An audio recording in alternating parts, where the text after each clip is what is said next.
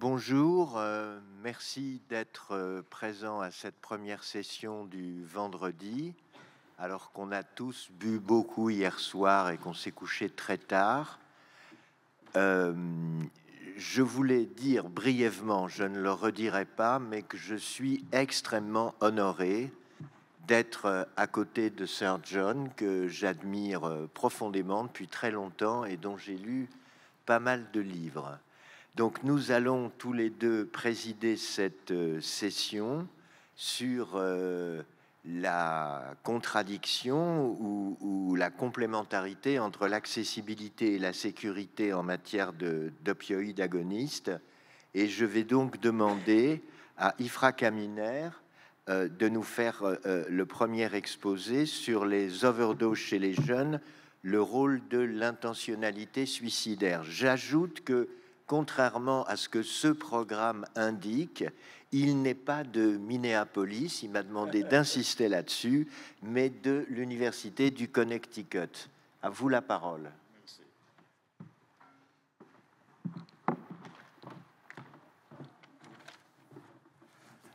Bonjour, good morning. I must warn you that although this is a very serious subject, I've started to do stand-up comedy, open mic, so hopefully here and there it will be appropriate. So I'm declaring, I'm swearing, I've never been to Minneapolis, even though they decided that I'm affiliated with it. I heard it's a lovely city. Secondly, again, it's a wonderful conference. I'm grateful to be one of the speakers here. And as an American, I want to tell you that it's very nice to go through a week of craving and detox for McDonald's because there's no McDonald's here.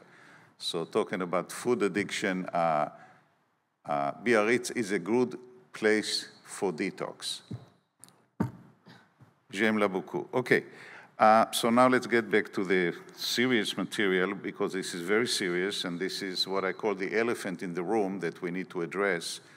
And this is, it's based on a study that we have conducted and finished last year that just has been published in the journal,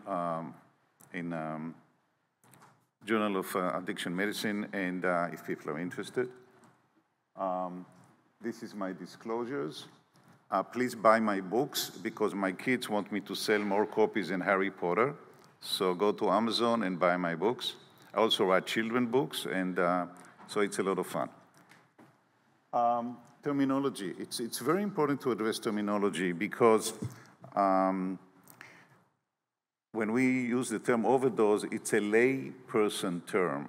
More accurately, based on medical examiners who are the people who are doing the autopsies, and all the study of body fluids and so forth of the deceased, it's important to understand that the term fatal drug intoxication is a good one because it's very general, because individuals have different threshold for overdose. Therefore, this is a more uniform term. When I talk about youth, I talk about people up to age 25, 26, when allegedly the prefrontal cortex is maturing. Although I know some people in the 60s, the prefrontal cortex is still maturing, but this is basically the definition. In terms of suicide, it needs to be very clear that there need to be an intent and also means for implementations, even if it's, so to speak, unsuccessful, but the fact that person has the intent and allegedly thinks he or she that they have the means for completed suicide, it qualifies. Something I didn't know and I've learned a few years ago, and it's important, you need to differentiate between manner of death and cause of death. We usually just talk about cause of death, but manner of death is, explains whether it's accidental, intentional, or undetermined. Cause of death is very specific. I mean, you had toxic or lethal pneumonia or road accident or so forth. So it's important to understand this terminology. Okay, we have a problem here, talk about dual diagnosis or co-occurring psychiatric disorders. Of the chicken and the egg controversy, what came first? By the way, this is a children's book that I did not write, but what's sweet about it, is the chicken and the egg decided to stop arguing who came first, and they are living together ever after, which is a very nice lesson for kids. So suicide in youth, the picture and the numbers are really grim and very painful. There's been a constant increase since 2007 of suicide. When I say suicide, I mean complete suicide among young people. By the way, depression rates has been growing steadily since the mid-90s, and now actually every fifth adolescent in the United States qualifies for major depressive episode, and about a third of them may develop substance use or substance abuse. As you can see, the situation among young adults or emerging adults is even worse, and the majority of those who attempting or completing suicide, you can trace it back, whether by psychological autopsy or by information, although only 30% of people leave in a suicide note. And co-occurring disorders are hopefully increase the likelihood, and of course, if the substance use disorder and any other kind of psychiatric disorders, one of my colleagues, David Goldstone, from Duke University said that it increases the probability by 2.5. On the other hand, other colleagues of ours said it increases the probability at least tenfolds. So that's really huge. Opioids, I don't need to tell you what they are, but you know, we have the new kid in the block, which are the nitazines. It's probably, as I saw from one of the titles here, nitazine to fentanyl is like what fentanyl is for heroin. And we even started to see nitazine use among young people in Connecticut, which is a relatively small state. Fentanyl, again, I'm preaching to the choir, let me move on. You know what it is. And this is some numbers that we have from Connecticut. Again, Connecticut is a small state, 3.6 million people. Between New York and Massachusetts, our School of Medicine is like halfway between New York City to Boston. So the numbers are very small, but they, you know, it's a new thing, and it's probably going to keep on growing. Psilocybin, another problem that we are having, you know, in addition to fentanyl. So this is what's happening, relatively updated until the end of 2024. Now, another very painful issue that probably we don't hear about it here is that almost close to 2,000 children before the age of 4 died from drug overdose. And you say, oh, mon Dieu, how did it happen, including under the 1 year? Well, they were exposed by the parents in one way or another, and this just was published in Pediatrics, and it breaks our heart to think about it. And I would mention for the first time that I would like to address very briefly. I was hoping there's going to be a symposium about it, but if not now, hopefully very soon, about the benefits of civil commitment of substance users, particularly those who are using fentanyl and also have little children at home, because this is unacceptable. So, increased risk for opioid use. Again, earlier age of initiation, psychopathology and other substances being used. This is consistent with finding that those who start using alcohol or cannabis at a very early age definitely have a high likelihood of becoming what used to be called abuse and dependence, having substance use disorder. And even having alcohol use disorder predicted more rapid opioid use disorder, and this is studies that go back to the late 90s by Shirley Hill from the University of Pittsburgh. Now, again, I'm a messenger of terrible news, and here we are, and it's worse now, but I don't have the statistics.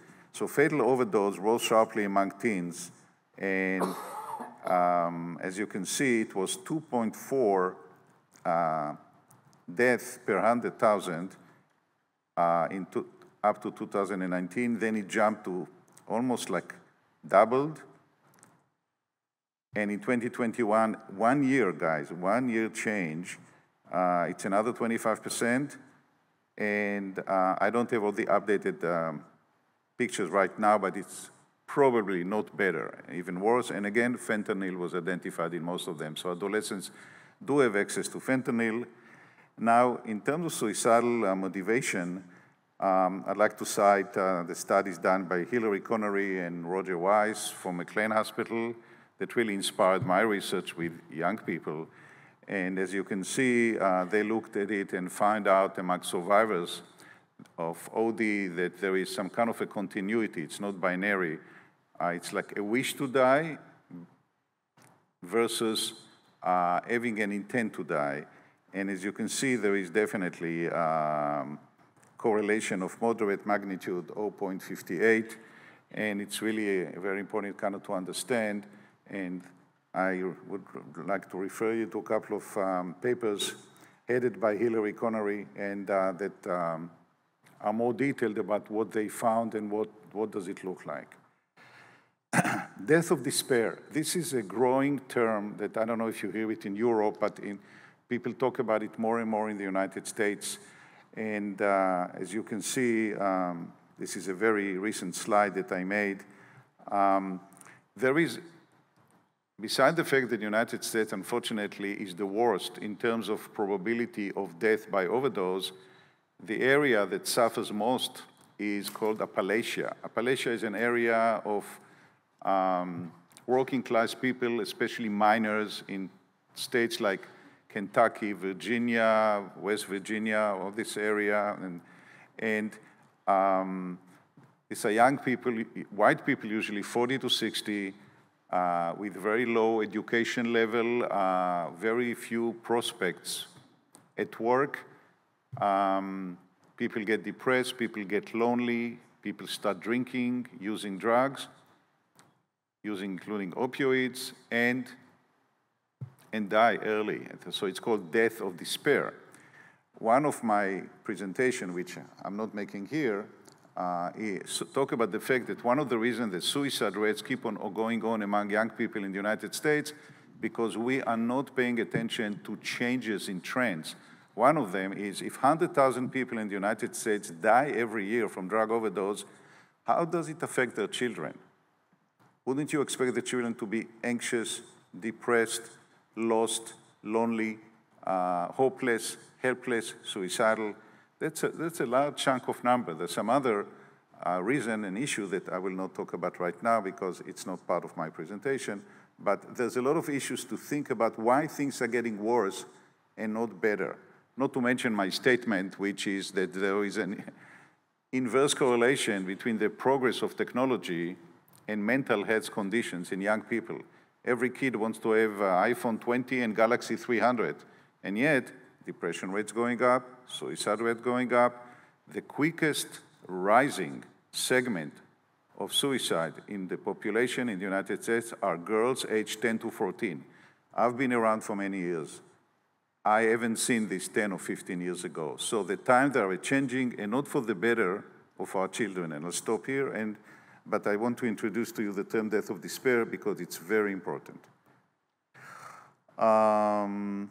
Okay, so what have we done? We conducted a study among methadone maintenance treated young people, which is great because, you know, those who are in methadone maintenance have, or the other way around, those who are not in treatment, the likelihood, the probability of overdosing is 3 to 4 times more, and Dr. Marimani will talk about it. So we studied people who were already in treatment, and we wanted to check the level of depression, the level of severity, overdose behavior, overdose perception, and a couple of other things. And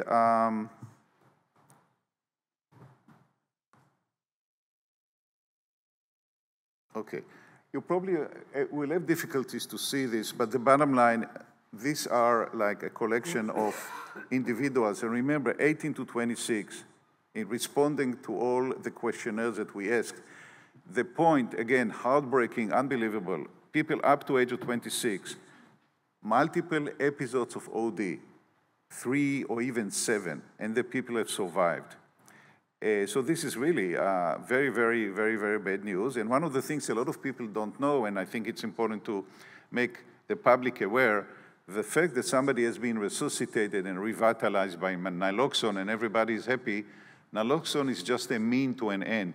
It's not the outcome because, as you know, opioids affect the respiratory center in the medulla oblongata, meaning that those people are victims and casualties of hypoxia. So the same way that you have myocardial infarction because you don't get enough oxygen-saturated blood to the heart muscle, and then there are infarcts, there's brain damage caused to these people as well, and they are very slippery. I'm not saying it as a judgment, but they don't want treatment. You bring them, in the emergency room, they disappear. So on top of the fact that they don't want treatment, also the cognitive ability is deteriorating. So that's another issue to think about. Should we consider civil commitment, especially to those who are, so to speak, repeat, I don't want to call them offenders because they're judgmental, but repeated victims to their own addiction and to the fact that they are now cognitively impaired. Again, I know it's difficult to see it, but I invite you to, look at PubMed and get the publication that just came out. But the bottom line is that a very high percentage of these kids, or these young people, I call them kids because I'm an old guy, have these problems. And let me just tell you briefly, 42% of the sample had history of suicide attempts. More than 78% had more than one episode of OD, meaning these people are repeaters, and it's going to happen again and again as long as they're using drugs. What else is important? They were younger at the onset of opioid use, not surprising. They were less likely to be Hispanic. When you break it down into ethnic and racial subpopulation, it seemed that Hispanics in the United States are more fortunate to some degree, but I don't know to how long, statistically at least, relatively to those without substance abuse history. The magnitude of intent to die before the most recent OD was predicted by number of lifetime suicide attempts, likelihood that participants thought they would OD before their most recent OD, and the number of days using illicit opioids in the last 30 days. So there's some ways to predict if you have a clinic who are, they're all at high risk, but who is at the highest risk, because we want to know when to be very, very clear that we need to extra intervene to prevent the next event. So this is a slide that I just wrote the night before I came here because I wanted to put it all together. It's very fresh. And again, I'm inviting comments and discussion and maybe future symposium. First of all, it needs to be discussed. We cannot ignore it. Denial and avoidance not going to work. And this is the elephant in the room. So the question is, what are we going to discuss? Particularly when you talk about minors, and even if they are not minors, that we need the family, the parents' consent, young people up to age 25. So yes, there need to be a balance between potential clinical benefits, such as reducing morbidity, mortality, and ethical consideration, clients' autonomy. I work with adolescents, and I hear a lot of time when you discuss with them, they will tell you the last-ditch effort. I'm entitled to make my own decisions. This is my life. And what Dr. KAMINER says, yes, you're right, but not under my watch. So this is our responsibility as adults and grown-up to protect those kids from themselves. It's more difficult when they're over 18 and basically they're considered to be independent adults. Family involvement is very important because of age of legal consent. In the United States, sometimes some states take the liberty of doing all kind of, if you will call it prevention or intervention with young people without their parents knowing about it, and that's definitely controversial. What are the resources, as Dr. Strain discussed in his presentation on psilocybin, where will the money come from? Where the resources will come from? Whom are we going to train? How are we going to train them? And what are the alternatives? And I also mentioned this in such a bad, grim, dark picture that you have little children and babies dying because their parents are using drugs. This is not right. With all due respect, it's a faux pas. So, and this is, it's too long, but if you have access to it, you can see it. This is something that actually was published about 6 years ago that explains very carefully why and how we need to consider involuntary commitment similarly to suicide. And lo and behold, I would refer you, the New York Times is probably the most valuable or respectable newspaper in the United States. And on September 2nd, Keith Humphrey, who is a colleague of ours, I don't know him personally, but he's a well-respected addictionologist, published in a newspaper that's relatively liberal and left-leaning about how important it is to consider forced drug treatment, especially for people who have some kind of cognitive compromised ability.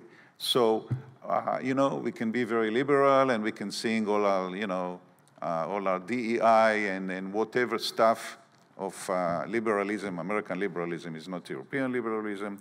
But the bottom line is we need to save life. We lose 100,000 people a year. It is not justified. So in terms of what's happening in my little state, it's huge. By the way, again, that to show you how painful it is. In the state of Connecticut, the number of people who die from drug overdose is greater than the combined number of those who die from car crashes, suicides, and homicides. This is unbelievable. This is like through the looking glass. This is, you know, the slippery through the rabbit hole. These numbers are totally out of line. You can't accept something like this. And yeah, we are not doing very well, and we need to look for more ways to improve it. And that's about it. This is some recent publication of those of you who are interested in my line of research. Merci beaucoup.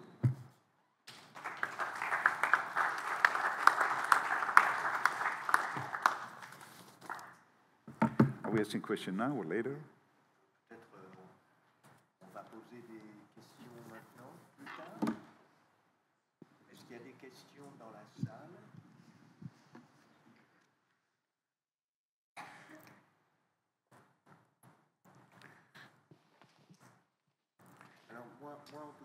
Il y a un person.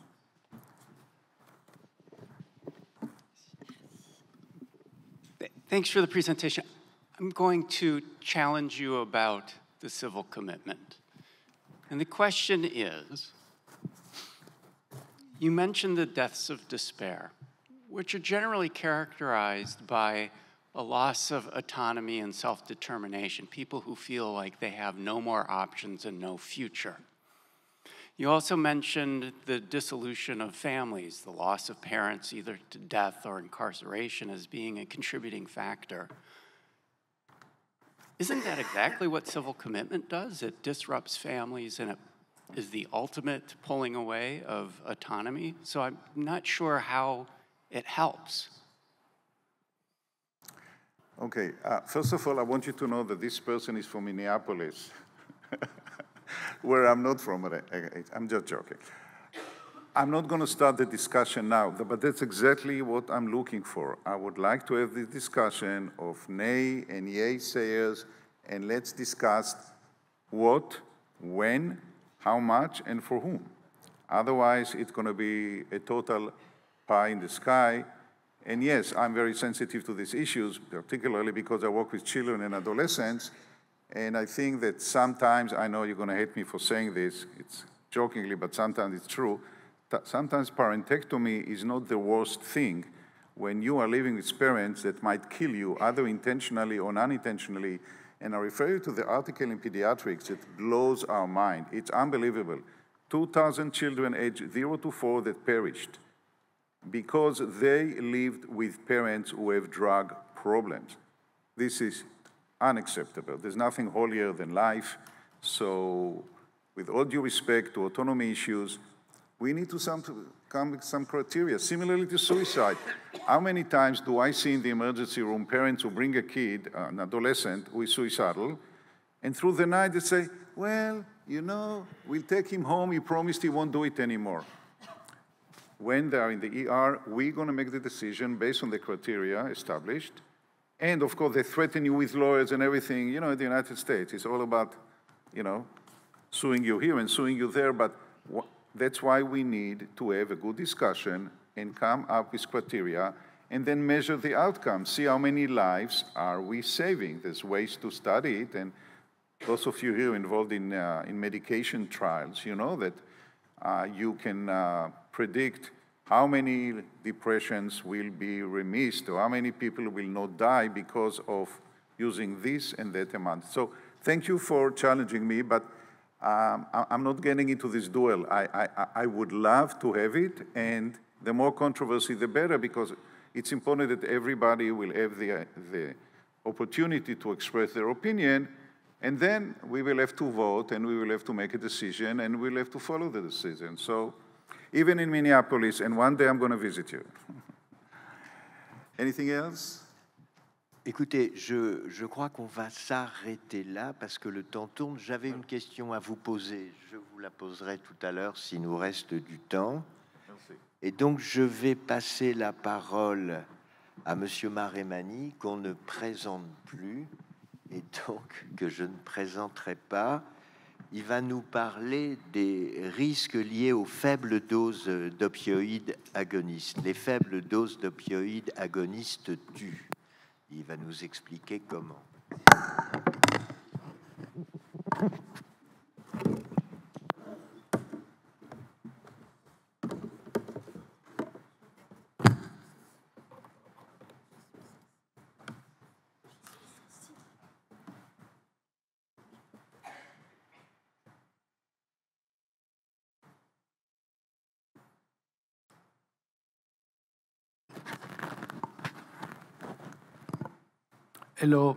Hello everyone. Sorry for my reading, but my English is terrible still now, so it's better that I read. The message I want to start with is simple but strong. Low doses can kill. When we give too little methadone or buprenorphine, patients are not protected. Instead, they are pushed back toward the risk of street opioids. This is not real harm reduction. It is not a safe medicine. In heroin addiction, under treatment is dangerous. It leaves people exposed, and it can lead directly to overdose and deaths. This is my disclosure. Methadone treatment has a long history that began with Dole and his wandering intuition. People with drug addiction should be treated as patients with an illness, not as offenders. They became famous for using high methadone doses, not to test a new therapy, but to correct an early mistake. When they tried giving patients as much morphine as they wanted, the condition worsened and tolerance increased dramatically. Only high doses of methadone restored the patient's clinical stability. This marked the real revolution, moving from detoxification to maintenance, but the dosage has remained the central challenge. So, what do we actually know after 60 years of methadone maintenance? First, we know that addictive behavior can be controlled with very different doses, not only for one patient to another, but even for the same person at different times in their life. Second, some people can be stabilized with less than 60 milligrams a day, but for most of our patients, the effective range is between 60 and 140 milligrams a day. Third, there are cases where people need much higher doses, sometimes up to 1,200 milligrams a day. And finally, there are a few patients who do well for life on just a minimal dose. even as low as 10 milligrams a day. To treat opioid addiction, we need to think in steps. We start with an anti-withdrawal dose, just enough to control the acute symptoms. Then we move to the blocking dose, which become the stabilization dose, protecting patients from relapse.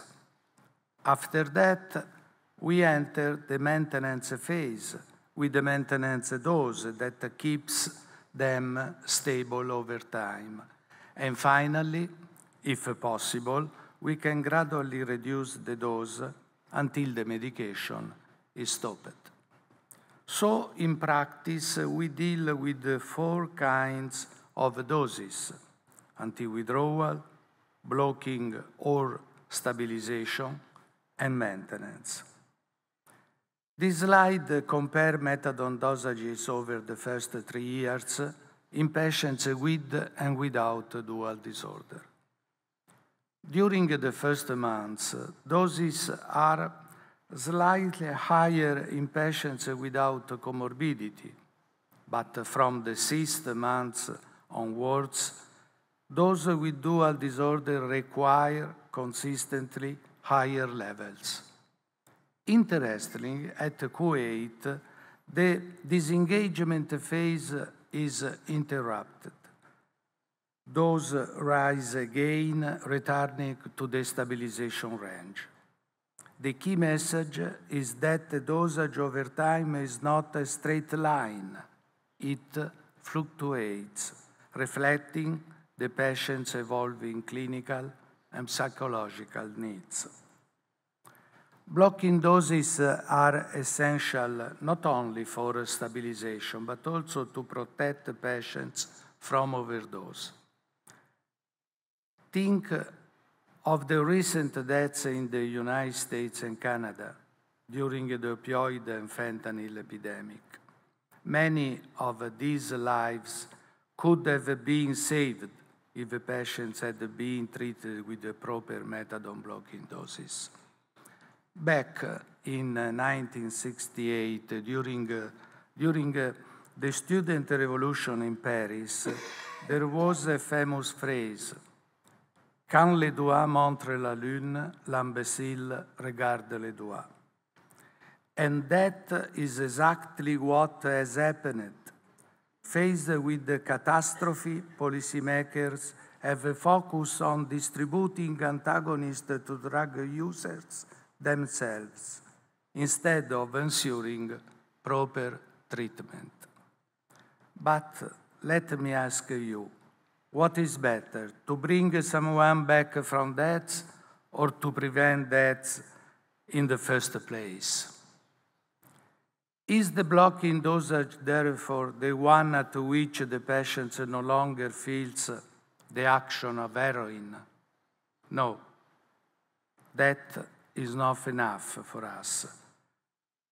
The first to make this very clear was Mark Reisinger, Vice President of Europad in Kyiv, Ukraine, back in 2012. He explained that what we often call a cruising dose, the one that stops withdrawal and daily heroin use, is only the beginning.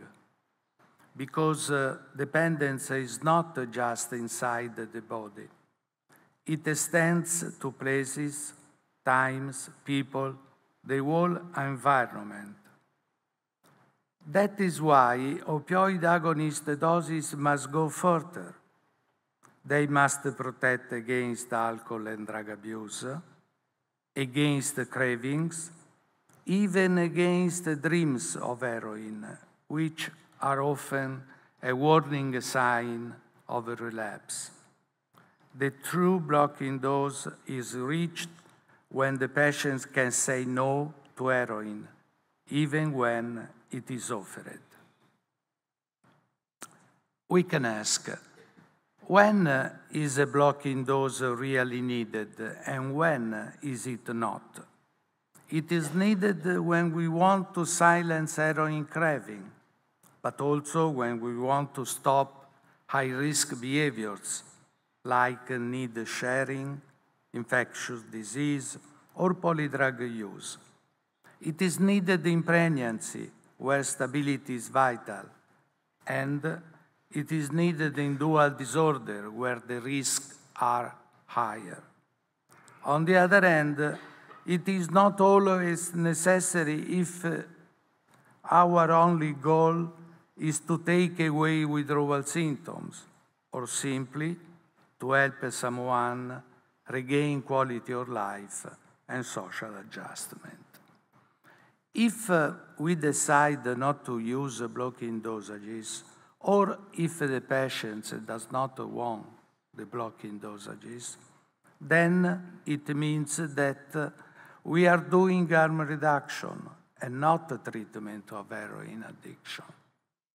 In this case, we move from anti-withdrawal doses of the safe induction phase directly to the maintenance phase, with or without anti-withdrawal dosages.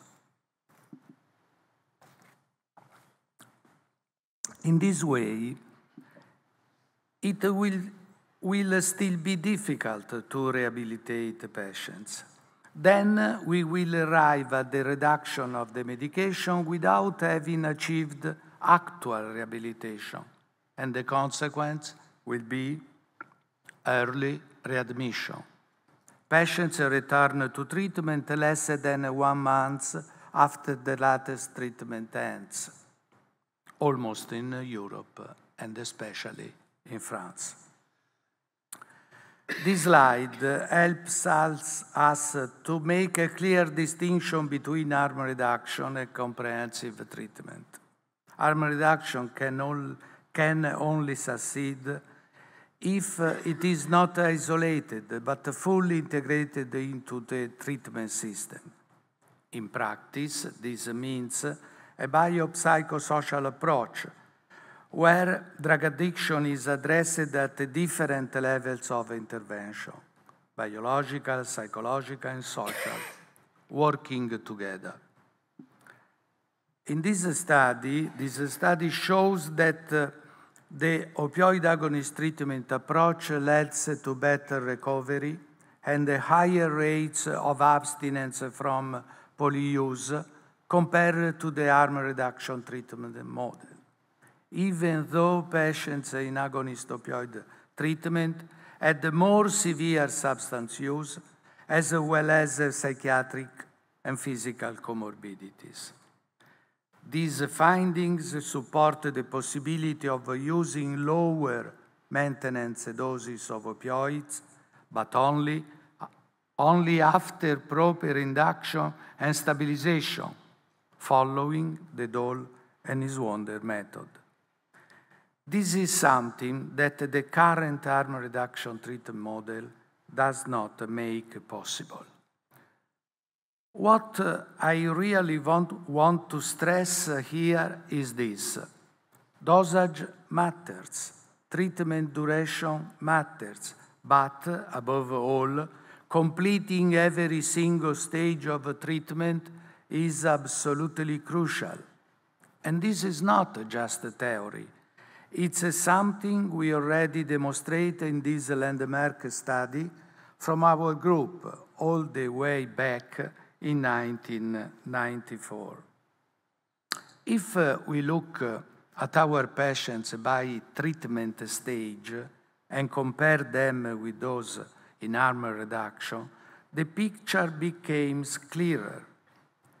In the first group, we have patients who stayed longer, had the proper stabilization, reached good levels of rehabilitation, and then gradually tapered their medication with a flexible plan.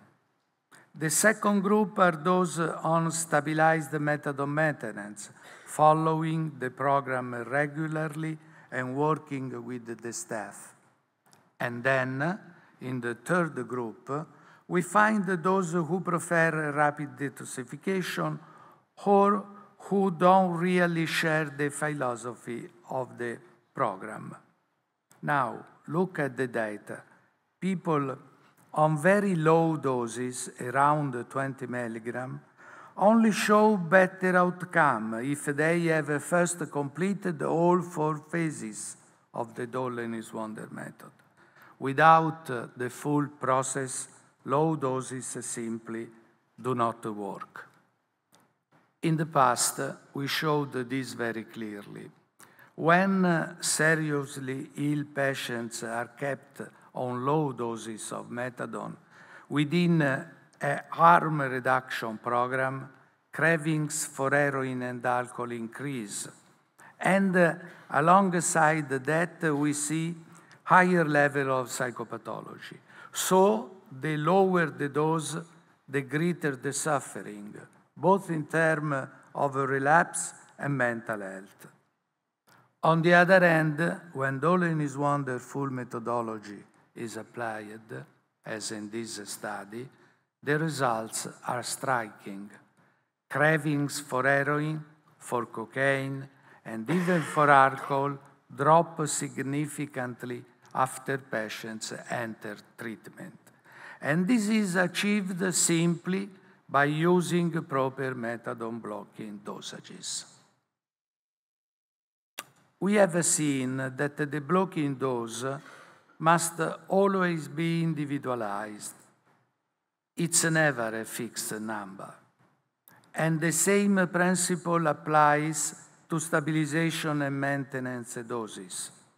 From our clinical experience, we can say that there are full levels of stabilization, depending on the opioid that the patient is carrying at that moment. First, the severity of the illness and the level of tolerance to opioid in the street. Second, the possible presence of a pain syndrome. Third, the presence of psychopathology, whether specific or related to dual disorder. And fourth, the stress sensitivity of our patients. We don't have time today to explore stress sensitivity in detail, but it is something that must always be considered when adjusting the stabilization dose. To monitor our patients effectively, we must go behind the urine test and look at the whole picture. This means considering addiction history, psychopathological symptoms, craving for heroin and its behavioral covariates, reaction to loss and trauma, subjective wellness, and the severity of cocaine and cannabis use. In short, monitoring must be comprehensive, biological, psychological, and behavioral, because urine tests alone never tell the full story. If we also collect information about our patients' sensitivity to stress, we can see something very important. This study shows that the post-heroin stress sensitivity actually goes down as the stabilization dosage goes up. In other words, the way patients react to life events is not fixed. It's influenced and can be improved by the right opioid medication. The stabilization dosage also makes a difference when treating heroin use disorder with dual disorder. In this study, patients with bipolar disorder were treated with around 140 milligrams of methadone, while those without dual disorder received about 120 milligrams a day. The outcomes were very similar. Both groups had good retention and stabilization, but notice this: patients with bipolar disorder tended to stay longer in treatment when they were given the higher dosage. So, higher doses are not a risk. They are often the key to keeping patients in treatment. Now, let's look at the patients with the chronic psychosis compared to those without dual disorder. In this study, the average dose was about 150 milligrams for chronic psychotic patients and about 120 milligrams for those without dual disorder. The difference is small, not statistically significant. But there is one point to underline. Chronic psychotic patients tended to stay in treatment for a shorter time and on lower doses, compared not only with the controls, but also with the bipolar patients. Still, notice this, all of these patients, psychotic, bipolar, and controls, were stabilized with higher than standard doses. And this tells us something very clear. The so-called standard low-dose treatments are not a treatment at all. They are a dangerous illusion. However, the highest dosages are reached in patients who, in this study, also had a strong benzodiazepine addiction. This tells us something important. When there is a polyuse, the need for higher blocking and stabilizing or maintenance doses becomes even greater. Polyuse does not only complicate treatment, it pushes the threshold of effective dosage upwards. Yes, the end. If you are not routinely applying blocking or stabilization doses, perhaps it is time to treat your own treatment system. The ancient Greek maxim, knowledge itself, apply not only to individuals but also to healthcare system. A system that ignores its limitation cannot truly heal its patients. And let us be clear, to reduce overdose deaths, we must overcome our fear of effective dosing. Policymakers who insist on so-called low-dose safety are not protecting patients, they are failing them. The right dose at the right time is not a detail, it is a difference between life and death. In medicine, give too little, it kills just as much as when it gives too much. Our message is simply, addiction is a disease, and under treatment is not safer. It can be lethal. The Pisa School stands together on one point. Giving the right dose at the right time is not an option. It is our duty. Anything else is abandonment. Thank you.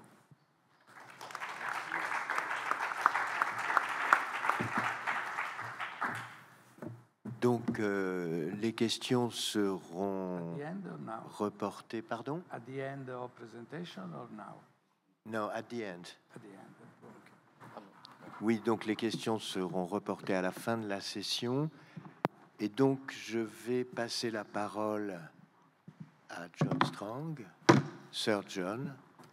À vous la parole.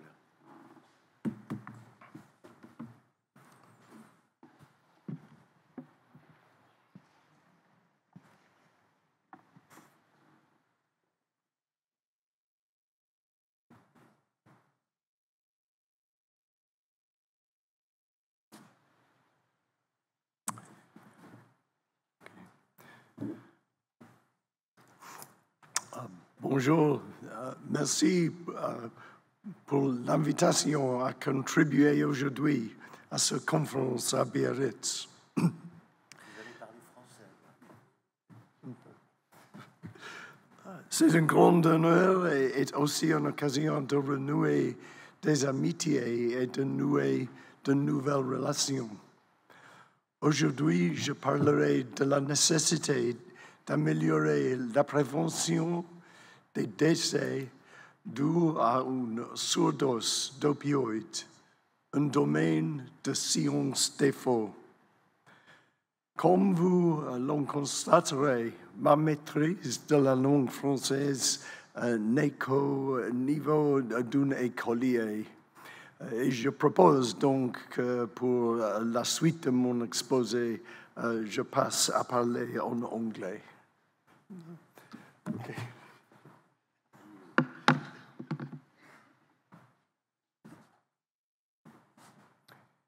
I'm wanting to talk about some issues around prevent detection and potential future interventions regarding opioid overdose deaths. In developing this work, patients and advocates and their families, as well as colleagues, have been a crucial part to developing this work.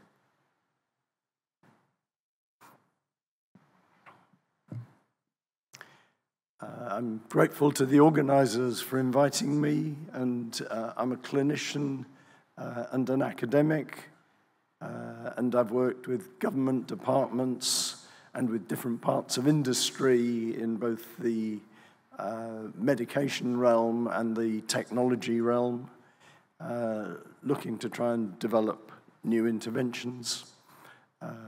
And these are listed here for you to look at later on.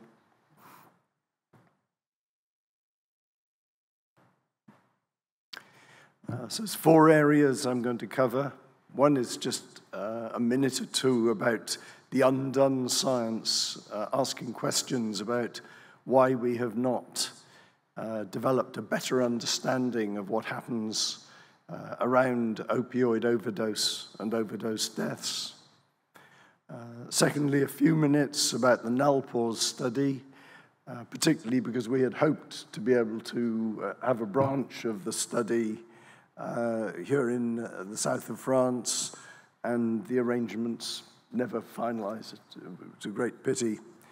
Then the third area to look at, can we envisage wearable devices which would detect the opioid overdose emergency? And finally, can we see innovations to improve the portability of the naloxone, which we wish to be carried universally? So first, the undone science. The area of looking at what one could do about overdose death is very much connected with the attention to HIV and our understanding of harm reduction initiatives, that we're not merely wanting to tackle aspects of somebody's substance use itself, but also in particular to look at the harms that result and how we might have interventions at an individual or a societal level that reduce those harms. If you are wanting to look at the issues around opioid overdose and drug overdose deaths, there's a very valuable book being released a couple of years ago by Nancy Campbell, looking at various aspects of opioid overdose, with a particular focus on North America, but also looking across Europe. Let me just spend a few minutes talking about the NALPAUSE study. We are in the process of analyzing the data at the moment, so I'm only able to tell you about the sample we've collected, and I'll need to present on a separate occasion about the key findings. First of all, an explanation about its origins. When the pharmaceutical company Mundipharma were developing their naloxone nasal spray, which is now in many of our countries as Nixoid, we had proposed to them that it was important that we filled a gap in the scientific literature about a prospective cohort study. So to what extent of naloxone supplies provided, how often were they actually used, rather than relying on people returning with information where there's obviously a very selective sample. That was not initially supported, but in fact, when the company then submitted their product to the European Medicines Agency for approval, there was a requirement for a post-authorization efficacy study, and there was an opportunity for the university to negotiate with Mundipharma that we would do a prospective cohort study of individuals receiving any form of naloxone, so that might be the injectable form or the nasal spray. And that's how the study came about, and we would follow up the sample for 6 months. So for members in the audience not from Europe, we have two main products in Europe of naloxone products. We have a pre-filled syringe with 5 doses, 5 0.4 milligram doses within the pre-filled syringe called Prenoxad. And then we have 2 different nasal sprays, one at 1.8 milligrams, one at 1.26 milligrams. And these are the main products that are used in Europe. It's interesting to look at how these products actually vary. So the US, the main nasal spray product would be a 4 milligram nasal spray. That's so twice the dose of the Nixoid nasal spray and 3 times the dose of the Ventizolve nasal spray. And of course, in France, you also had Nalscu for a while, but I think you've not had that for a couple of years, if I remember correctly. So,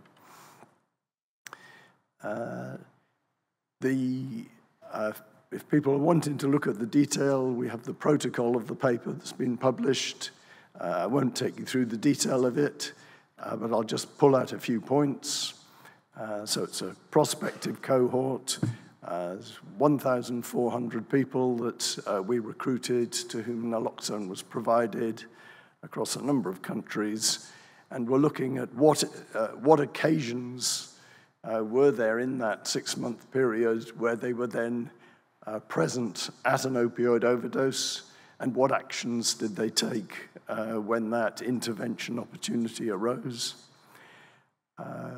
Fortunately, the split across types of naloxone was 50-50 between, approximately 50-50 between injectable product or nasal, but this was not by design. This was not part of the study. This was what clinicians were choosing to provide from the different agencies. So we would study people who were themselves using opioids and in treatment, also a sample of people who were not currently in treatment, and then also family members or friends, as well as staff working in relevant agencies. Our main focus is probably on the 900 people who were using opioids and were in treatment. We also had a sample of 123 who were not in treatment, and that's probably those are the 2 groups we're focusing on in our analyses at the moment. And just a few headline messages before I move on to other areas. That there was a very high presence of that sample in a 6-month period. 27% of them had actually been present at an overdose. So if we're thinking, is there an opportunity for an intervention? There was a very big opportunity. That was especially so amongst the out-of-treatment sample, where half of them were present at an overdose in that 6-month period. And we also found it reassuringly feasible to follow that sample up despite them not being in treatment programs. We'd been uncertain about whether that would be feasible. We did interviews with the sample, and we were quite impressed with what one would call their diagnosis, sort of correct diagnosis of the problem. and also the interventions they made were correct. As I say, that these information, we're still analyzing them at the moment, so I won't cover it any further. So let me now move on to talking about, could there be wearables? First of all, I'm in a fortunate position in my university that we have an experimental ward, a clinical research facility, where we can bring patients in to study all sorts of different medical disorders. And they've been willing for us to study small, controlled heroin overdoses so that we can see what occurs when heroin is injected and how does respiratory function change. And there's a paper led by my colleague, Bashak Tash, describing how we have set up this laboratory model for heroin overdose. Here's a photo of the bizarre. It's like some mixture between an emergency ward and a space capsule. So we were not sure whether this would interfere with our ability to see changes in respiratory function. But as you'll see in the next few slides, we were able to detect very significant abnormalities which have led on to our ideas of wearable devices. So here we have one of the individuals. Let's concentrate on the top two lines. Here's 3 minutes of their breathing pattern. And you can see on the top line, they're breathing at about 10 breaths per minute. And the red line beneath it is their oxygen saturation, and that's steady at something like 95%. So that's very reassuring. There's little to worry about. And then a few minutes after their heroin injection, you have this abnormal picture that has developed where there's still regular breathing, and then there are prolonged episodes of no breathing at all for up to a minute. And the red line being the oxygen levels has become chaotic compared with the previous level. I'll come back to that slide in a minute.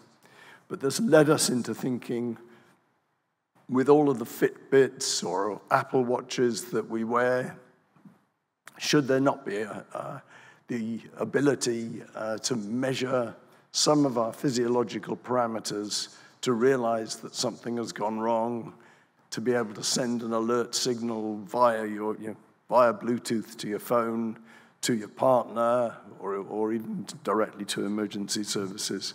This should at least be explored. And if you think of that trace that I showed you of those prolonged apneic episodes where there was no breathing for up to a minute, here's a signal that you would have thought was quite easy to find a way of detecting that there was no chest wall movement and breathing pattern. And that's what we're now currently studying.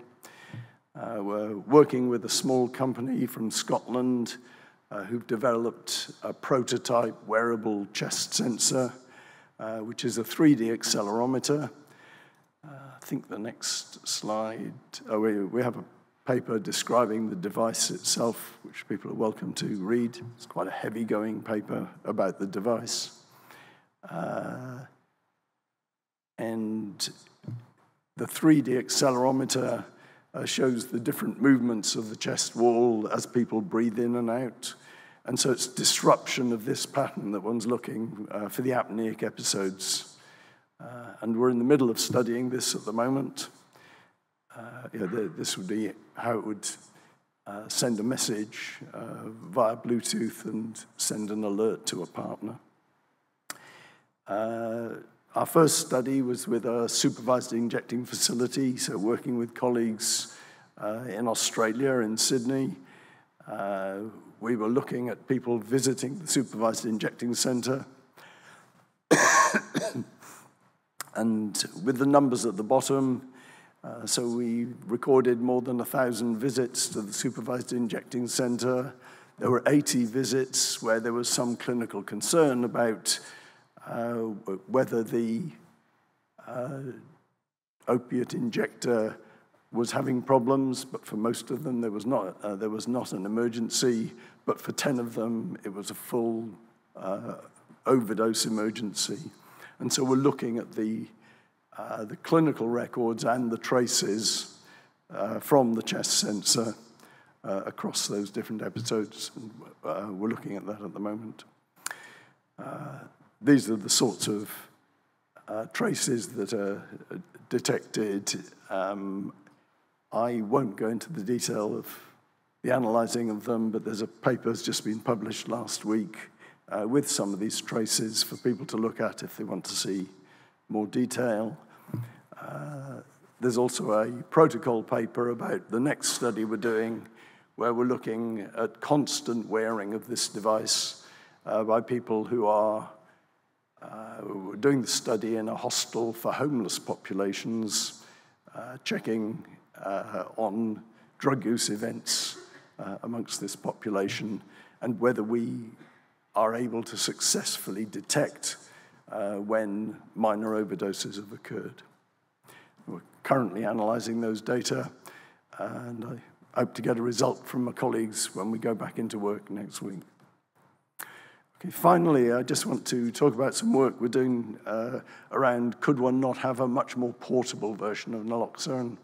I imagine all of us are frustrated by the bulkiness of most of the naloxone products.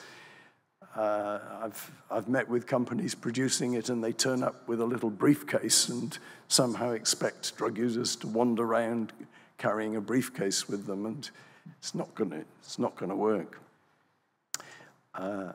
Also an alert, I'm actually going to make you work for your attendance here. I'm hoping to ask you to, a little bit further, about a couple of minutes after a few slides, I'm going to ask you to scan a QR code and answer some questions to help us refine the decisions that we have to make. So, we have a major problem with naloxone provision. Most countries, we have good distribution. So these are data from Scotland, and you can see over a 10 to 12-year period on the bottom, the dark bars are the improved proportions of people at a needle and syringe exchange scheme who've been given naloxone. So it goes from 8% back in 2012.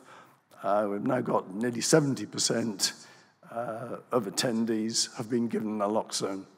So one would think that's good news, but the light blue bars are the proportion of people who are carrying it with them, and it's between 5 and 20% who are carrying their naloxone with them when interviewed. So the poor carriage rates is a major problem. We've done studies across Europe and found similar findings. So we had 17% of people across a number of European countries were actually carrying their naloxone at the time of interviews, even though they had been given naloxone and were strongly supportive of it. I'm also aware, in fact, I think we had Don DeJale here with us, and Don's done some work with colleagues in New York looking at similar issues.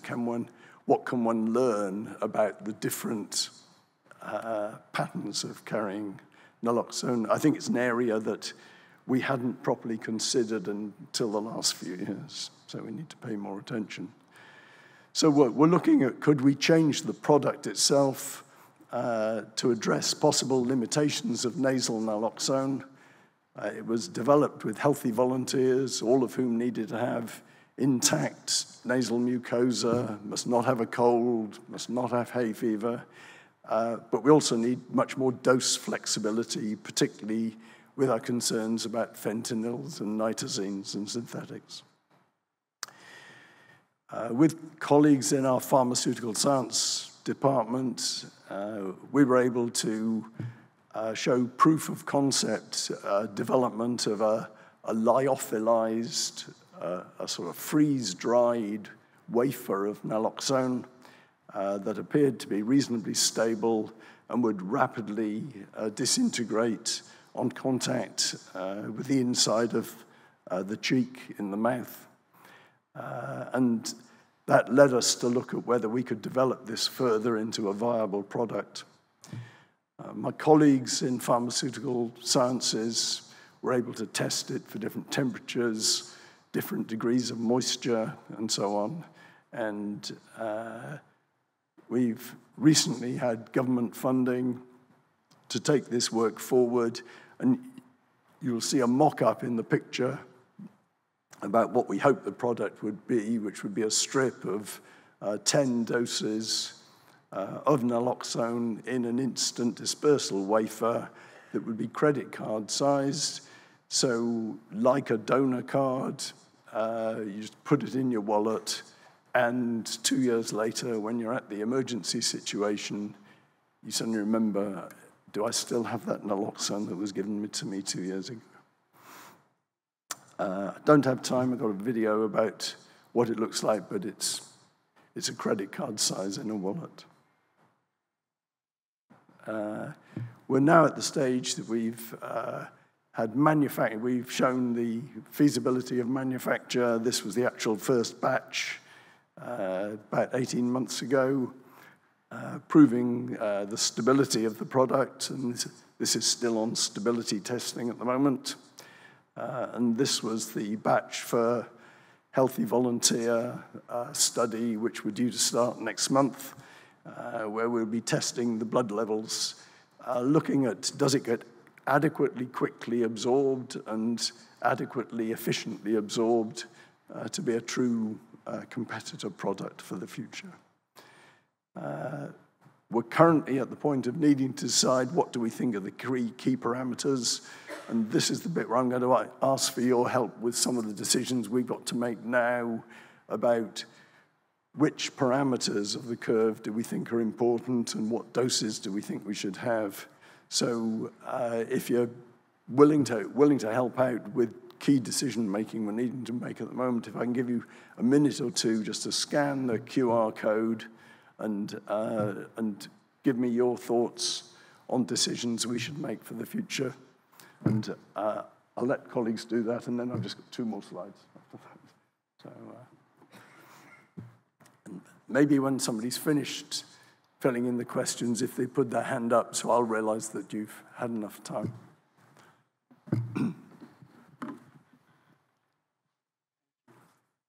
So I'll just leave it a few more minutes, yeah.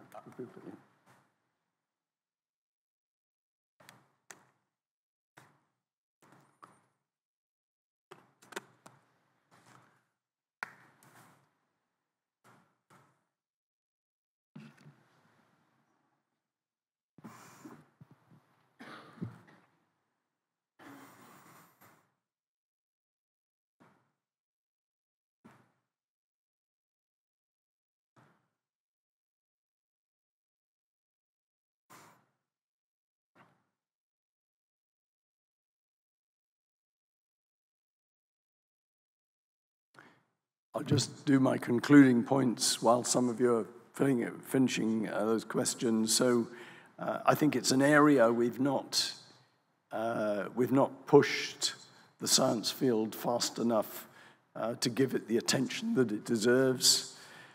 It's a hugely interesting area, and I think for many of us, we realize what an area of undone science it's been that's and now so interesting to visit. And we should be proud of what we've achieved, but also humble about how much more there is that we still need to do. So, thank you very much.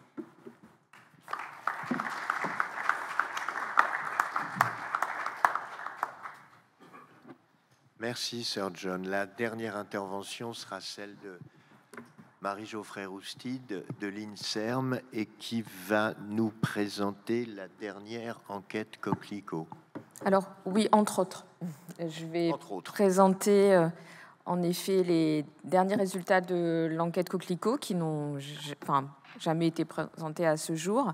Mais je vais également présenter des résultats d'autres enquêtes qu'on a menées et qui viennent d'être publiées.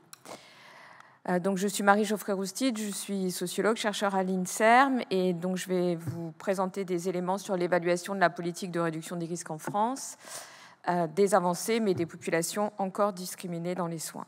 Et donc, je remercie toute l'équipe d'ATHS pour cette invitation. J'ai toujours plaisir à venir dans cette conférence où voilà, les débats sont particulièrement intéressants et on a la possibilité de rencontrer également les acteurs de terrain et les personnes directement concernées.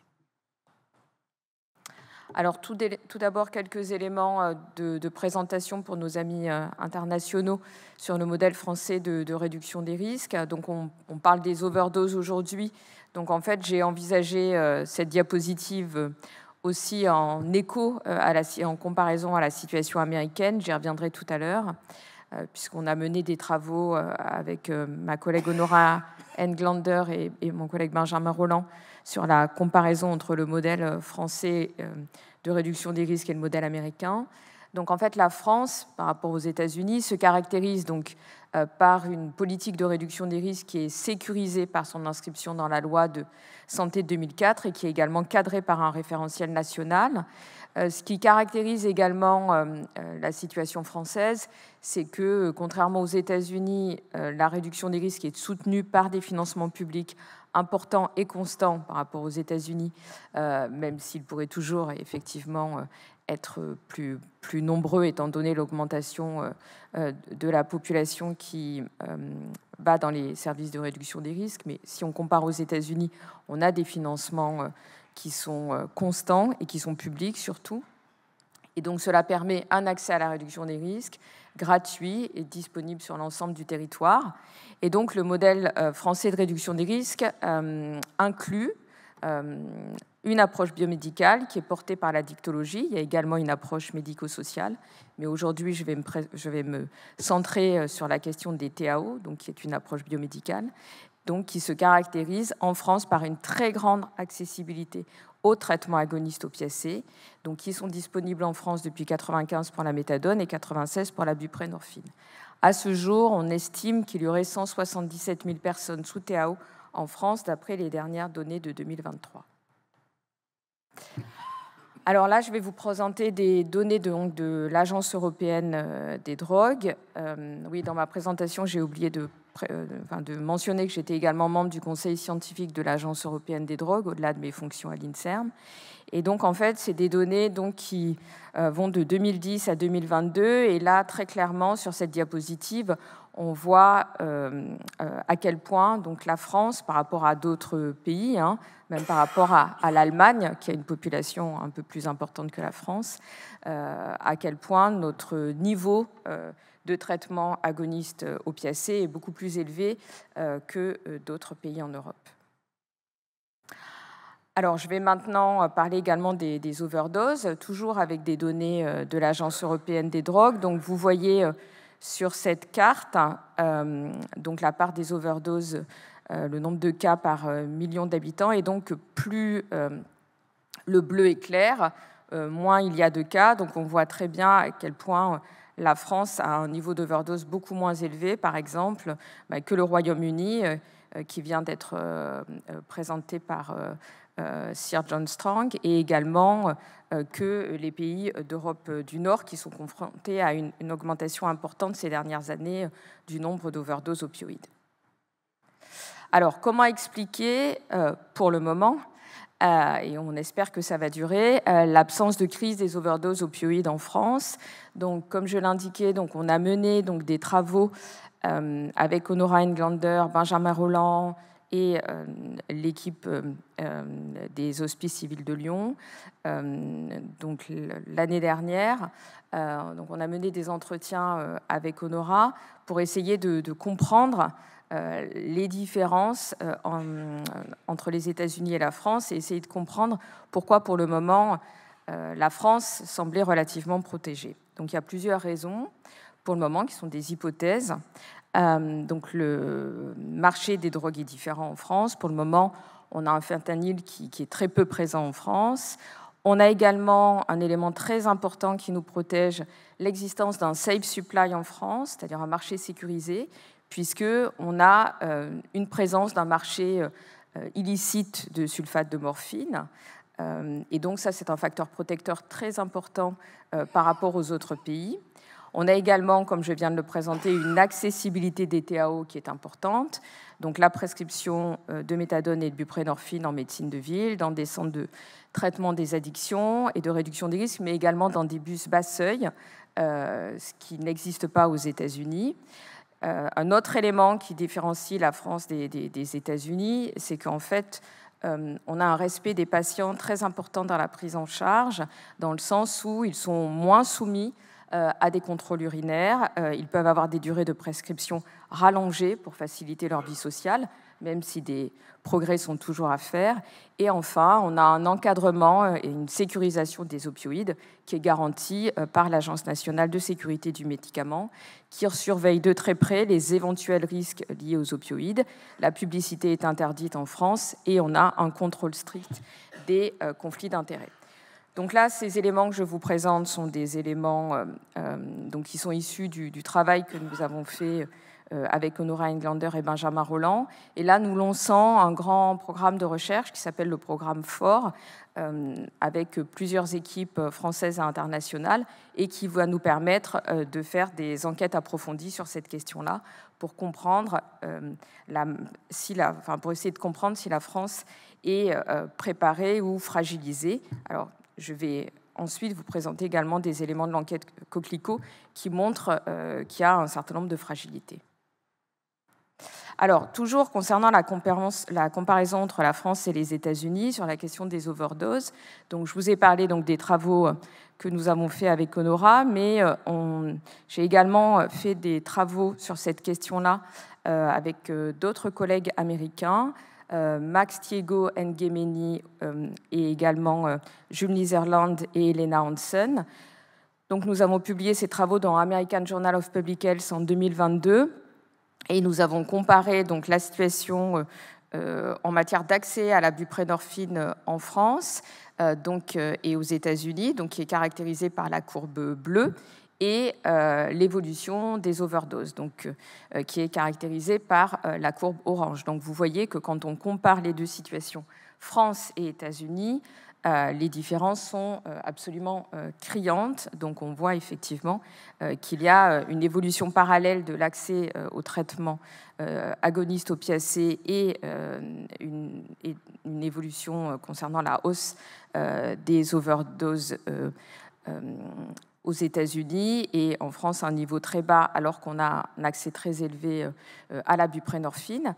Alors le succès français donc de cette prévention des overdoses, il est certes lié à des médications, comme l'accès à la méthadone et à la buprenorphine, mais pas uniquement. Ce qu'on a étudié dans le cadre de notre travail, c'est qu'on a montré que ce succès, il était également lié au modèle de welfare state qui existe en France, en comparaison aux États-Unis, qui favorise l'accès à la réduction des risques pour tous les publics, dans un objectif de réduction des inégalités sociales de santé et également dans un objectif de devoir de l'État de protéger les plus vulnérables, ce qui est une situation très différente de celle qu'on observe aujourd'hui aux États-Unis. Alors, là, je vous ai présenté le succès français. Maintenant, je vais vous présenter les fragilités du modèle français. Donc, la France combine donc un modèle de soins qui est ancré en réduction des risques, mais également un régime prohibitionniste. Et donc, ce régime prohibitionniste, l'usage de drogue est interdit en France, la pénalisation des usagers de drogue est importante, et on voit aujourd'hui que la réduction des risques est en France dans une situation complexe. On le voit avec les difficultés d'implantation des haltes soins addiction, dont l'expérimentation s'arrête en 2025, et de nombreuses villes ont souhaité implanter ces haltes soins addiction et n'y sont pas parvenues. Donc on a publié des travaux dans International Journal of Drug Policy et dans American Journal of Public Health pour comprendre en quoi le modèle prohibitionniste rendait beaucoup plus complexe l'implantation des salles de consommation à moindre risque en France.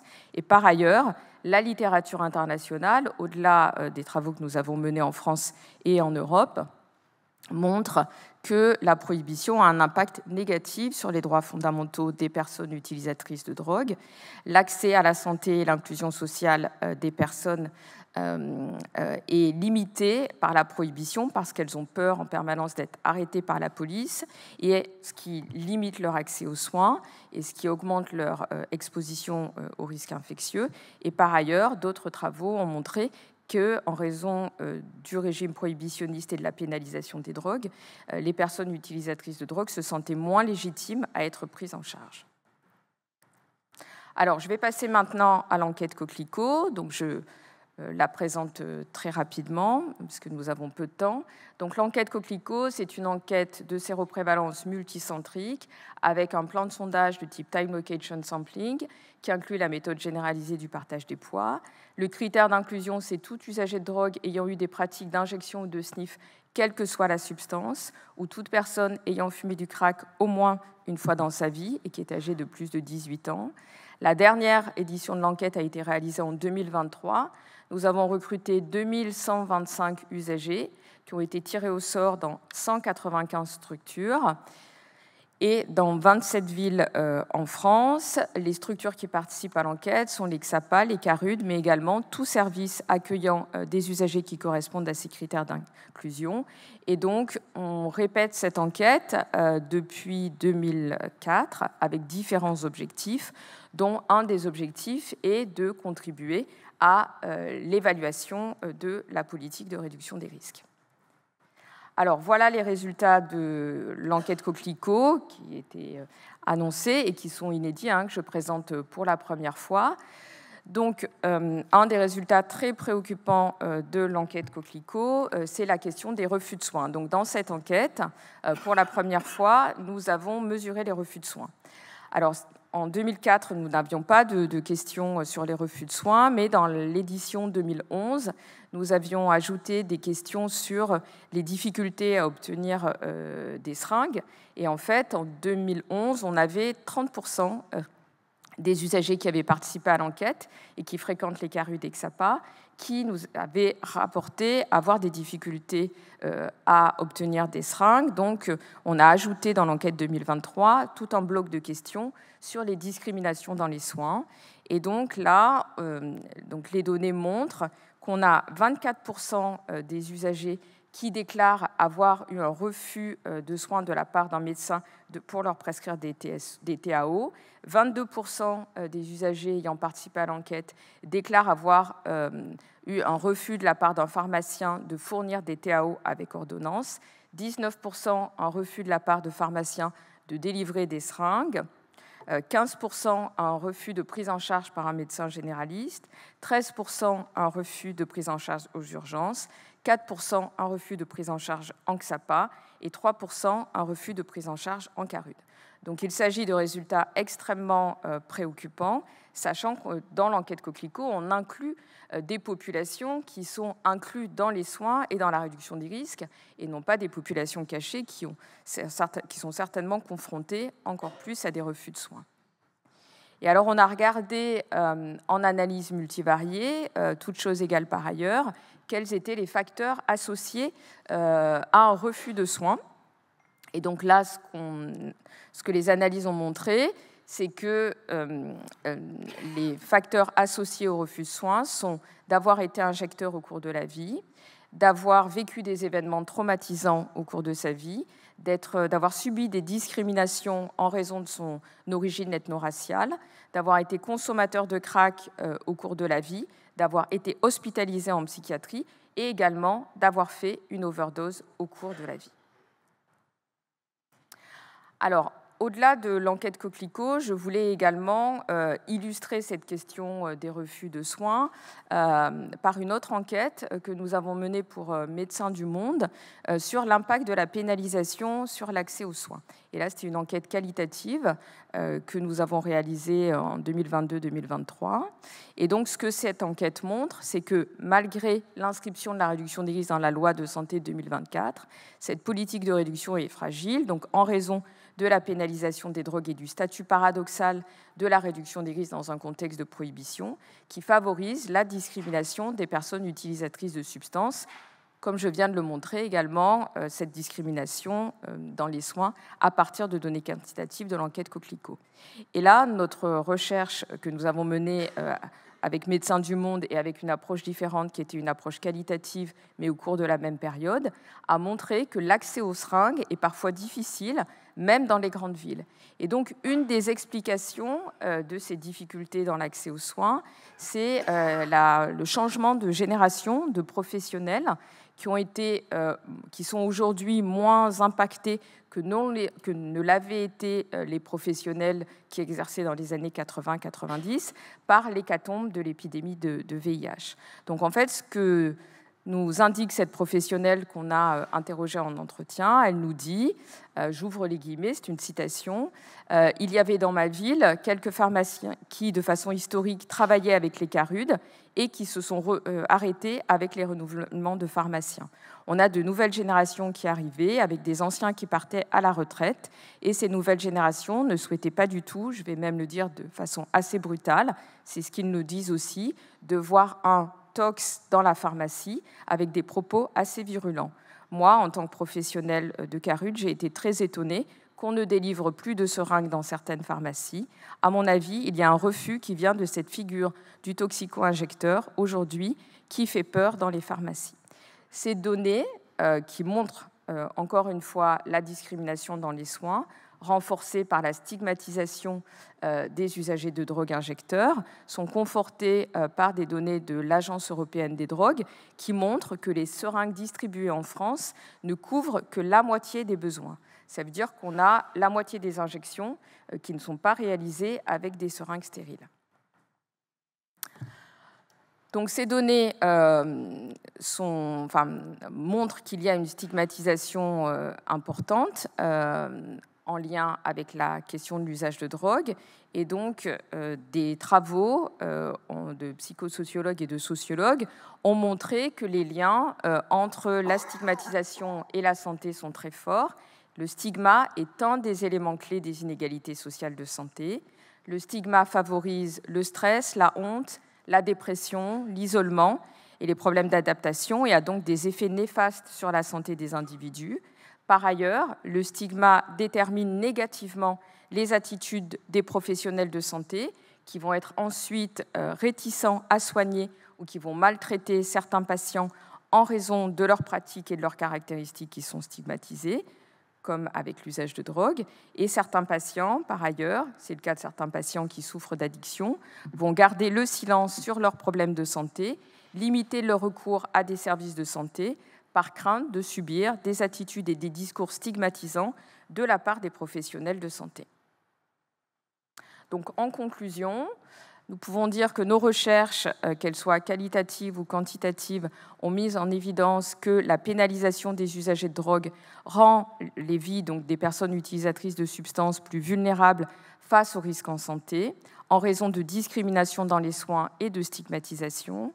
Ces discriminations, par ailleurs, concernent certains publics, comme nous l'avons montré dans l'enquête Coquelicot, les personnes qui ont eu recours à l'injection, les consommateurs de crack, les personnes qui ont par ailleurs des troubles psychiques et également les populations racisées. Donc, on voit qu'il y a un certain nombre de stigmatisations qui s'accumulent les unes aux autres et qui favorisent encore plus ces discriminations. Donc on peut dire qu'aujourd'hui, le modèle français de réduction des risques et de prévention des overdoses est fragilisé, compte un usager sur 4 rapport avoir expérimenté un refus de prescription de TAO et un usager sur 5 un refus de délivrance de TAO avec une ordonnance. Pour préserver notre modèle français de prévention des overdoses, il convient bien sûr de mieux former les professionnels de santé, de faciliter l'accès au TAO et également à l'analoxone, mais aussi de mettre en place des alternatives à la prohibition et de mettre fin à la stigmatisation des personnes utilisatrices de substances et à leur discrimination dans les soins, c'est-à-dire agir également sur les causes structurelles de la stigmatisation. Et pour terminer, je voulais remercier toutes les personnes utilisatrices de substances et les professionnels qui ont participé à l'enquête Coquelicot. Je remercie également mon collègue Martin Audran pour les analyses de l'enquête et ma collègue Laurie Vdoviak pour notre collaboration sur l'enquête Impact de la pénalisation sur l'accès aux soins de Médecins du Monde. Je vous remercie pour votre attention.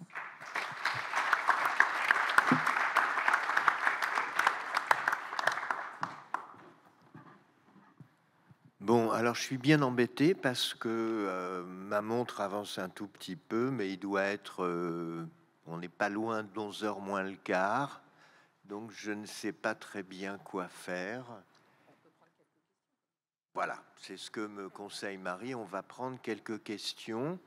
Est-ce qu'il y en a dans la salle? Oui, je vois un bras qui se lève, au moins un.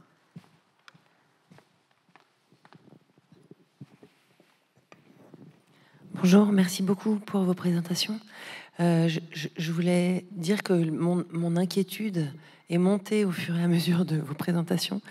Je suis médecin en XAPA, dans une zone rurale, et j'ai pensé à beaucoup de patientes et de patients que j'accompagne en vous écoutant, pour lesquels il me semble que je suis un peu en impasse pour prévenir les risques d'OD. D'abord parce que les doses de blocage ne peuvent pas être... on ne peut pas accéder à ces doses de blocage parce qu'ils ne souhaitent pas, les patients ne souhaitent pas forcément augmenter leur traitement méthadone.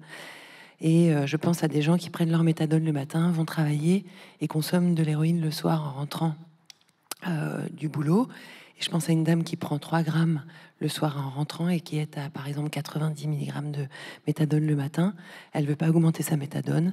Et elle me disait lors de la dernière consultation que, en fait, l'héroïne était de plus en plus forte et que voilà, qu'elle était seule chez elle. Et que le principal biais d'accès pour moi à l'analoxone est le fait qu'il faille être 2. Et qu'il y a beaucoup de gens qui sont seuls et que l'usage de l'analoxone, c'est compliqué pour ça. Donc j'étais très intéressée par l'histoire du capteur de monsieur John Strang, parce que pour les personnes isolées, voilà, le principal frein à l'accès à l'analoxone, c'est le fait de ne pas être isolé.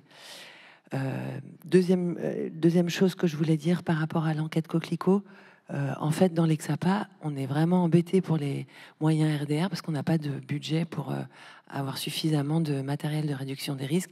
Et là, vous parliez des seringues, mais il y a tout le reste aussi, les pipes et tout le reste de l'alu, etc. Et qu'en en fait, on n'a pas assez de moyens dans l'EXAPA pour avoir suffisamment de matériel. Merci beaucoup. Est-ce que vous avez une question qui s'adresse à l'un des membres du panel en Oui, particulier? en fait, c'est la question de l'isolement et que le fait que l'analoxone... Enfin, comment est-ce qu'on réduit les risques d'overdose en étant seul, pour être très clair. Je ne répondrai pas seule, mais il y a plusieurs éléments. Je pense qu'effectivement, il y a les outils techniques que Sir John Strang a proposés, mais il y a aussi les haltes soins addiction et les programmes d'accompagnement à l'injection qui permettent aussi de... Pardon ? En zone rurale, on peut mettre en place des programmes de type early. Donc, je pense que vous pourrez échanger avec des... Enfin, il y a des collègues qui sont spécialistes de ces questions-là. Et en fait, ces programmes de type early peuvent tout à fait être implantés également en zone rurale. Donc, en fait, les haltes soins addiction, effectivement, sont souvent des gros dispositifs dont on parle plutôt dans les villes, mais tous les programmes d'accompagnement à l'injection, je vois en face de moi Gilles Pénavert qui est juste devant vous et qui pourra tout à fait vous en parler. C'est un grand spécialiste de ces questions-là. Et donc voilà, ATHS, c'est aussi l'occasion d'échanger entre professionnels, mais ça peut tout à fait marcher en zone rurale également.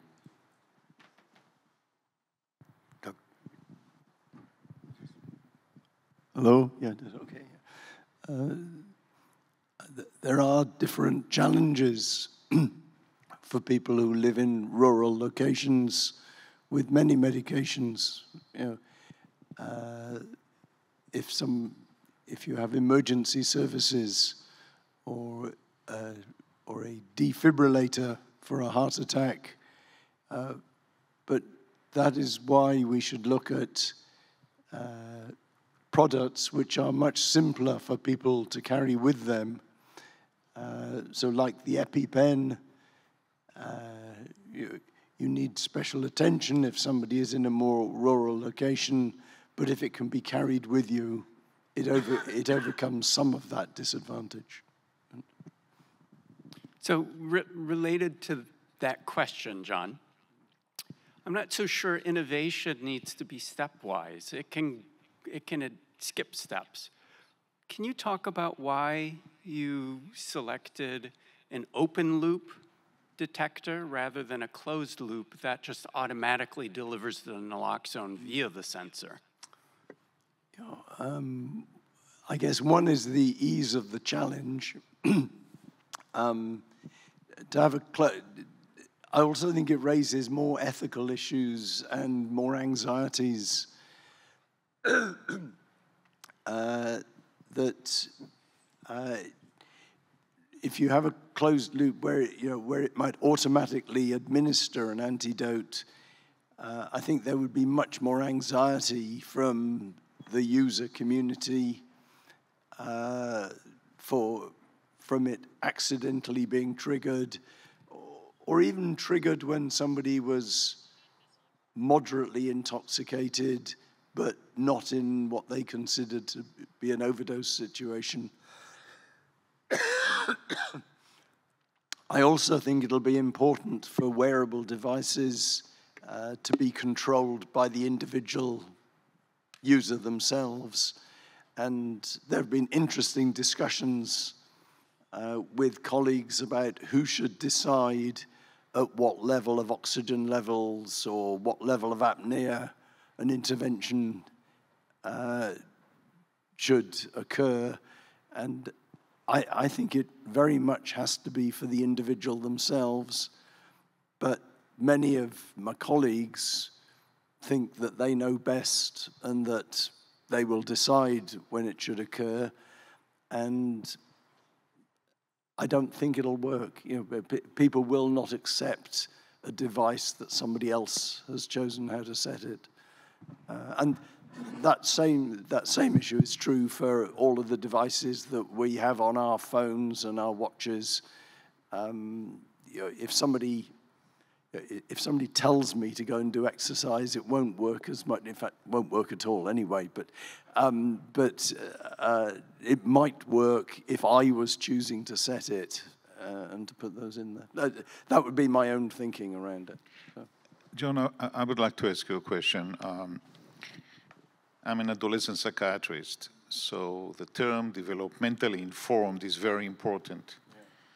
So my challenge to you is, from the perspective of developing adolescents, what message are you sending to young people who say, no big deal, I can always have my naloxone. If I think that something goes wrong, I'm going to use this damn thing. Excuse my French, as we say in America. So the issue is, have you done, or hopefully you will do, I'll throw you an idea, and do it in the randomized trial even, ask your client, your patients, what has changed in their perception if they would like to be on methadone maintenance and try to control or even stop using drug, because otherwise we get into the studies that, Roger Wise, Hillary Connery studying, and myself, this suicidal tendencies. And I went to a rock and roll concert. Everybody knows who Iggy Pop is. And I think that rock and roll poetry is important. And he was singing, "We're all gonna die, so let's get high." And everybody said, yeah, So this is a cultural issue. Yeah. And developmental as well. Thank you. Yeah, I think the whole area of interventions to prevent the harm of an overdose with the damage the overdose causes, and then especially for an overdose death, raises much wider questions. There is a lot of concern in the public debate about might it increase risk-taking behavior, which I think is part of what you're referring to. And there's very little evidence of increased risk-taking behavior, but this same phenomenon exists with all risky activities, and there's a literature about risk compensation. And there is a degree to which we take greater risks because of the greater safety around us. I'll choose two examples, one being seat belts when you're driving a car, or with technology of improved brakes. We do drive cars faster and more aggressively because of those technologies, but the overall benefit is still much lesser accidents. And the other example is with skiing and snowboarding to do with wearing helmets. There are people ski more aggressively when wearing a helmet, but there are less serious injuries. And I think we have to accept some of those uncomfortable areas, but it does mean the wider debate, both for the users themselves and for family and the society, are part of what we have to engage in. And that's similarly true for needle and syringe exchange schemes and for treatment programs, but it makes for a much more interesting debate. Bon, alors en fait, je voulais vous poser une question, mais je crois que le temps passe trop vite. Et donc, nous allons clore cette session et profitez donc bien du temps qui vient avant que tout ne reprenne. Merci.